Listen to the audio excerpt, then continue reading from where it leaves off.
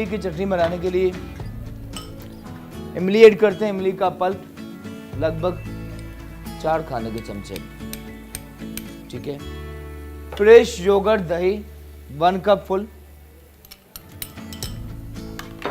बाकी मसालों में गरम मसाला ज़रा सा शामिल किया, सफ़ेद ज़ीरा भुना हुआ 1 चाय का चमचा, नमक हस्बे जायका, ठीक है। और इसे अच्छी तरह से आपने बीट करना है, ठीक है। इतना बीट करना है कि फ्लफी होकर ऊपर आने लगे,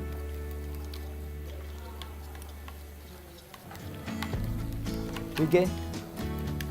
ग्रीन कोरिएंडर मिंट, ठीक है, रखा और इस तरह से आप इसे फाइन चॉप कर लेना, ठीक है। बिल्कुल फाइन करना है, जितना फाइन हो सके। धनिया के साथ ही यहाँ मौजूद है पुदीना भी। कुछ मिर्चें दोस्तों ऐड करते हैं, जिसे भी आपने चॉप करके इसी चटनी के अंदर शामिल करना और इसे दोस्तों आपने इसी के अंदर ऐड किया, ठीक है, ठीक है। और इसे अच्छी तरह से आपने मिक्स करना, ठीक है। दही में सब मसाले धनिया पुदीना मिर्च ऐड करने के बाद मिक्स किया, ठीक है। और चटनी हमारी बिल्कुल तैयार होने वाली है।